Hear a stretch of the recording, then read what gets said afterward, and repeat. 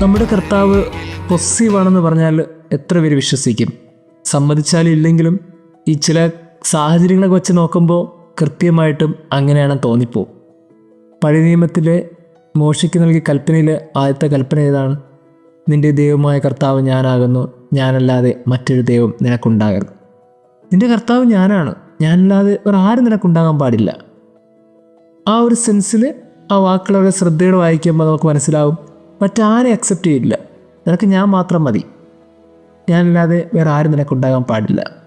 ആ സ്നേഹത്തിൻ്റെ ഒരു പൊസസീവ്നെസ്സിൻ്റെ അടുത്തൊരു എക്സ്ട്രീം ഫോം നമ്മൾ കാണുന്നത് ക്രിസ്തുവിലാണ്. യേശു പുതിയ നിയമത്തിൽ ഇന്നത്തെ ഗോസ്പലിൽ പത്രോസുമായിട്ട് തിബേരിയസ് കടൽ തീരത്തേക്കാണ്. ഈ നിൽപ്പ് ആദ്യമൊന്നല്ലല്ലോ. ഇതിനു മുമ്പ് യേശു പത്രോസിനെ വിളിക്കുമ്പോഴും ഇതേ കടൽ തീരത്താണ് നിൽക്കുന്നത്. അന്ന് പ്രത്യേകിച്ചൊന്നും പറഞ്ഞില്ല, എന്നെ അനുഗമിക്ക്, ഞാൻ നിന്നെ മനുഷ്യരെ പിടിക്കുന്നവരാക്കാം എന്ന് മാത്രമേ പറഞ്ഞുള്ളൂ. ഉടനെ പത്രോസ് വഞ്ചി വിലക്ക് ഉപേക്ഷിച്ച് അവൻ്റെ പിന്നാലെ പോയി. പക്ഷേ ഈ സെക്കൻഡ് കോളിൽ യേശുവിന് മനസ്സിലാകുന്നുണ്ട്, ഇനി വെറുതെ അങ്ങനൊരു വാക്ക് പറഞ്ഞാൽ ശരിയാകില്ല. ഈ സെക്കൻഡ് കോളിംഗ് കുറച്ചും കൂടി സ്ട്രോങ് ആയിരിക്കണം, അതിൻ്റെ ബേസ് സ്നേഹമായിരിക്കണം. അതുകൊണ്ട് യേശു ചോദിച്ചു, യോഹന്നാൻ്റെ പുത്രനായ ശിമിയോനെ, ഇവരെക്കാളും അധികം നീ എന്നെ സ്നേഹിക്കുന്നുവോ? നിൻ്റെ സ്നേഹം കുറച്ചും കൂടി എബോ ആണെന്ന് ഉറപ്പുണ്ടോ നിനക്ക്? അപ്പോൾ പത്രോസ് പറഞ്ഞു, കർത്താവേ, ഉണ്ട്. ഇത് തന്നെയാണ് 3 പ്രാവശ്യവും ചോദ്യം, ഇവരെക്കാളും അധികം നീ എന്നെ സ്നേഹിക്കുന്നുവോ? നിൻ്റെ സ്നേഹം മറ്റാരെക്കാളും അധികം കുറച്ചും കൂടി വലുതാകണമെന്ന് ഞാൻ ആഗ്രഹിക്കുന്നു. ഉത്തരം എന്താണെന്ന് പ്രതീക്ഷിച്ചിട്ടായിരിക്കുമല്ലേ കർത്താവ് ചോദിക്കുന്നത്. ക്രിസ്തുവിൻ്റെ ആഗ്രഹവും അതുതന്നെയാണ്, ഇവൻ എന്ന് പറയണം. 2 പ്രാവശ്യം പറഞ്ഞപ്പോഴും യേശു സമ്മതിച്ചില്ല. 3ാമത്തെ പ്രാവശ്യം കുറച്ചും കൂടി ആ സമ്മതത്തിന് ഒരു തെളിച്ചമുണ്ട്. നിനക്കെല്ലാം അറിയാമല്ലോ. ഇതാണ് സ്നേഹം, പൊസസീവ്നെസ് എന്ന് വെച്ചാൽ എനിക്ക് നീ വേണം, എൻ്റെ മാത്രമായിട്ട്, എൻ്റെ സ്വന്തമായിട്ട്. ഇങ്ങനെ ഈ ഭൂമിയിൽ സ്നേഹിക്കാൻ പഠിപ്പിച്ച ഒരാൾ നമ്മുടെ കർത്താവാണ്. വളരെ മനോഹരമായിട്ട് ആ കടൽ തീരത്ത് നിന്ന് പത്രോസിനത് പറയുമ്പോൾ പത്രോസിൻ്റെ കണ്ണ് നിറഞ്ഞിട്ടുണ്ടാകും. കാര്യം 3 വർഷം കൂടെ നടന്നിട്ട് പല പ്രാവശ്യം സ്നേഹത്തിൻ്റെയും കരുണയുടെയും വലിയ പാഠങ്ങളും കണ്ടിട്ട് അവസാനം ഇതേ ചോദ്യം ആവർത്തിക്കപ്പെടുമ്പോൾ അവന് പിന്നീട് ആ സ്നേഹത്തിലേക്ക് വരാതിരിക്കാൻ കഴിയില്ലല്ലോ പ്രിയമുള്ളവരെ. അതുകൊണ്ട് പത്രോസ് ഉറപ്പിച്ച് പറഞ്ഞു, നിനക്കെല്ലാം അറിയാമല്ലോ. അതാണ് ഉത്തരം. സ്നേഹം പൊസസീവായിരിക്കണം. എനിക്ക് നീ വേണമെന്നും മറ്റാരെക്കാളും അധികം നീ എന്നെ സ്നേഹിക്കണമെന്നൊക്കെ പറയുന്ന ഒരു ബന്ധം നമ്മുടെ എല്ലാ മനുഷ്യബന്ധങ്ങളിലും ഇതുള്ളൊരു അത്യാവശ്യമാണെന്ന് തോന്നുന്നു. നമുക്കൊരു പ്രയോറിറ്റി സെറ്റ് ചെയ്ത് വേണം റിലേഷൻഷിപ്പിലൊക്കെ ആയിരിക്കാനായിട്ട്. ഒരു ഫാമിലിക്കകത്ത് ഭർത്താവിൻ്റെ ഏറ്റവും വലിയ പ്രയോറിറ്റി ഭാര്യയായിരിക്കണം, മക്കളായിരിക്കണം. ഒരു ഇടവകയിൽ നിൽക്കുമ്പോൾ ഒരു വികാരിച്ചൻ്റെ ഏറ്റവും വലിയ പ്രയോറിറ്റി ഇടവക ജനങ്ങളായിരിക്കണം. ഇങ്ങനെ എല്ലായിടത്തും പ്രയോറിറ്റി സെറ്റ് ചെയ്ത് വേണം നമ്മളൊക്കെ നിൽക്കേണ്ടതെന്ന് വളരെ മനോഹരമായി സ്നേഹത്തിൻ്റെ പാഠത്തിലൂടെ പഠിപ്പിച്ചത് ദൈവമാണ്. ഇങ്ങനെ ക്രിസ്തു 3 പ്രാവശ്യം പത്രോസിനോട് ചോദിച്ച് ആ സ്നേഹത്തിലേക്ക് അവനെ തിരിച്ചു കൊണ്ടുവരുമ്പോൾ ഈ ഭൂമിക്ക് നൽകുന്ന ഏറ്റവും വലിയ പാഠം ഇതുതന്നെയാണ്. 3 പ്രാവശ്യം തള്ളിപ്പറഞ്ഞവൻ 3 പ്രാവശ്യം ഏറ്റുപറയണം. അങ്ങനെയല്ലാതെ ആർക്കും തിരിച്ചു വരാൻ കഴിയില്ല. എത്ര ദൂരം അവൻ അകന്നു പോയിട്ടുണ്ടോ അത്രയും ദൂരം അവൻ തിരിച്ചു വരേണ്ടത് അവൻ്റെ കടമയാണ്. ധൂർത്തപുത്രൻ്റെ ഉപമയിൽ നമ്മൾ കാണുന്നതല്ലേ, ഒരു മകൻ പോയി, ആ അപ്പൻ അന്വേഷിച്ച് പിറകെയൊന്നും പോയില്ല, തിരിച്ചു വരാൻ വേണ്ടി കാത്തിരുന്നു. തിരിച്ചു വരുമ്പോൾ അവനവിടെ ആഘോഷമാണ്. പക്ഷേ എത്ര ദൂരം അവൻ അകന്നു പോയോ അത്ര ദൂരം നടന്ന് തിരിച്ചു വരാനുള്ള ബാധ്യത ആ മകൻ്റെ തന്നെയാണ്. എത്ര പ്രാവശ്യം തള്ളിപ്പറഞ്ഞു അത്രയും പ്രാവശ്യം സ്നേഹിക്കുന്നു എന്ന് പറയേണ്ട ബാധ്യത ആ ശിഷ്യന് തന്നെയാണ്.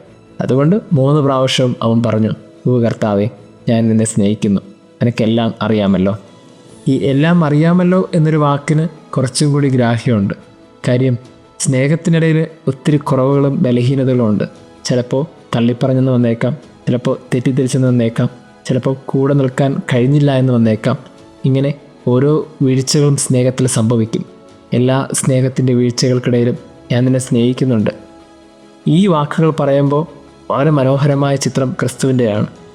അറിയില്ല എന്ന് പറഞ്ഞവന് പിന്നാലെ നടന്ന് ക്രിസ്തു അവനെ സ്നേഹിച്ച് തിരിച്ചു കൊണ്ടുവന്നില്ലേ? നമ്മുടെയൊക്കെ ജീവിതത്തിൽ ചില ബന്ധങ്ങളൊക്കെ അകന്നു പോയിട്ടുണ്ടെങ്കിൽ പിന്നാലെ നടന്ന് അവനെ തിരിച്ചു കൊണ്ടുവരാനുള്ള ഒരു ബാധ്യത എല്ലാ സ്നേഹത്തിലും ഉണ്ട് എന്ന് ക്രിസ്തു എന്ന് പഠിപ്പിക്കുകയാണ്. സ്നേഹങ്ങളൊക്കെ അങ്ങനെ നഷ്ടപ്പെടുത്തി കളയേണ്ടതല്ലോ. 3 വർഷത്തെ ഓർമ്മകൾ അത് ഒരിക്കലും മറക്കാൻ കഴിയാത്ത വിധത്തിൽ തളം കെട്ടി ക്രിസ്തുവിൻ്റെ ഹൃദയത്തിലുമുണ്ട്, പത്രോസിൻ്റെ ഹൃദയത്തിലുമുണ്ട്. ആ സ്നേഹം അനുഭവിച്ചവനും നൽകിയവനുമൊക്കെ തിരിച്ചാ സ്നേഹം പിടിക്കാതിരിക്കാൻ കഴിയില്ല. അതുകൊണ്ട് ക്രിസ്തു പിന്നാലെ നടന്ന് ക്രിസ്തുവിനെ സ്വന്തമാക്കി. അവൻ കൂടുതൽ ശക്തിയോടെ, കൂടുതൽ സ്നേഹത്തോടെ അവൻ ക്രിസ്തുവിനെ ഏറ്റുപറഞ്ഞു. ആ ഏറ്റുപറച്ചിലാണ് ഒന്നാമത്തെ വായന. അപ്പോസ്തലന്മാരുടെ പ്രവർത്തനങ്ങൾ വായിക്കുമ്പോൾ പ്രധാന പുരോഹിതന്മാർ പത്രോസിനോടും മറ്റു ശിഷ്യന്മാരോടും ചോദിക്കുന്നുണ്ട്, നിങ്ങൾ അവൻ്റെ രക്തത്തിൻ്റെ മേൽ നിങ്ങൾ സംസാരിക്കുകയാണെങ്കിൽ ആ ആരോപണം നിങ്ങൾ ഏറ്റെടുക്കേണ്ടി വരും. ഇങ്ങനെ പറയുമ്പോൾ പത്രോസ് പറയുന്ന ഒരു കാര്യമുണ്ട്, നിങ്ങൾ മരത്തിൽ തൂക്കിക്കൊന്ന യേശുവിനെ നമ്മുടെ പിതാക്കന്മാരുടെ ദൈവം ഉയർപ്പിച്ചു. ഇതാണ് വിശ്വാസം, സ്നേഹത്തിൽ നിന്നുണ്ടാകുന്നൊരു വിശ്വാസം. ആ വിശ്വാസം പത്രോസ് തൻ്റെ ശരീരം മരണത്തിലേക്ക് എത്തുന്നത് വരെ പറയാൻ മടി കാണിച്ചില്ല. നമ്മളൊക്കെ ഓർക്കേണ്ടത് ഒരു സ്നേഹത്തിൽ നിന്നുണ്ടാകേണ്ടത് പിന്നെ ട്രസ്റ്റാണ്. ഓരോ ബന്ധങ്ങളിലും ആദ്യം ഇഷ്ടമാണെന്ന് പറഞ്ഞു തുടങ്ങുന്ന ബന്ധങ്ങൾ പിന്നീട് പറഞ്ഞു നിൽക്കേണ്ടത് വിശ്വാസത്തിൻ്റെ തലത്തിലേക്കാണ്. പിന്നെ ആ സ്നേഹത്തിൻ്റെ കാര്യങ്ങൾ ആവർത്തിച്ച് പറയേണ്ട കാര്യമില്ല. പിന്നീട് എന്ത് കാര്യത്തിലും ഒരു ട്രസ്റ്റോടു കൂടി മുന്നോട്ട് പോകേണ്ടതാണ് ബന്ധങ്ങളെന്ന് യേശുവും പത്രോസും ഇത് ഗോസ്പലിൽ വളരെ മനോഹരമായി ജീവിച്ച് കാണിക്കും. ഇനിയും ആ ജീവിതയാത്രയിൽ നമ്മൾ എത്തിയിട്ടില്ലെങ്കിൽ തീർച്ചയായിട്ടും വലിയൊരു വേദനയാണ്. സ്നേഹങ്ങളൊക്കെ നഷ്ടപ്പെട്ടു പോകുന്നുവെന്നറിയുമ്പോൾ പിന്നാലെ നടന്ന് നമ്മളൊക്കെ തേടി പിടിക്കണം. എന്നിട്ട് കൂടുതൽ വിശ്വസ്തയോടെ കരം പിടിച്ച് മുന്നോട്ട് നടക്കണം. ദൈവം നമ്മെ അനുഗ്രഹിക്കട്ടെ. സൂര്യനെയും താരങ്ങളെയും കാണാത്ത ദിനരാത്രങ്ങൾ ധിക്കറിയാതെ ഇരുൾ മാത്രം മുൻപിൽ ആശയറ്റു ഞാൻ ഉഴന്നിടുമ്പോൾ സൂര്യനെയും താരങ്ങളെയും കാണാത്ത ദിനരാത്രങ്ങൾ ധിക്കറിയാതെ ഇരുൾ മാത്രം മുൻപിൽ ആശയറ്റും ഞാൻ ഉഴന്നിടുമ്പോൾ എന്റെ ഉടയവനും ഞാൻ സേവിച്ചു വരുന്ന എൻ ദൈവം തൻ ദൂതനെ അരികിൽ നിർത്തി ഇനി ഭയപ്പെടേണ്ട, നാഥൻ പറഞ്ഞതുപോലെ തന്നെ നടക്കും. ഒരു പ്രാണനും ഹാനി വരില്ല. എന്റെ ഉടയവൻ ഞാൻ സേവിച്ചു വരുന്ന എൻ ദൈവം തൻ ദൂതനെ ഇനി ഭയപ്പെടേണ്ട, നാഥൻ പറഞ്ഞതുപോലെ തന്നെ നടക്കും. ഒരു പ്രാണനും ഹാനി വരില്ല.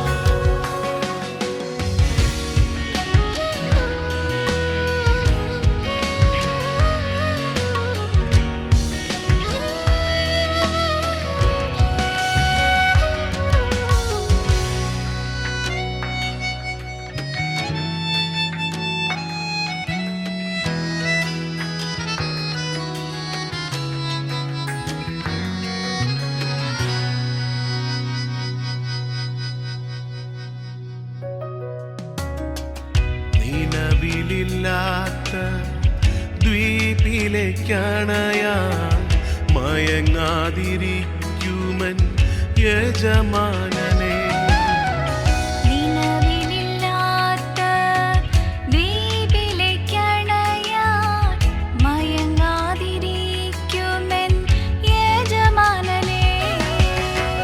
തലയിലെ മുടികൾ എണ്ണിവച്ചതിനാൽ ഉടയോനറിയാതെ കൊഴിഞ്ഞിടുമോ? തലയിലെ മുടികൾ എണ്ണി വച്ചതിനാ ഉടയോ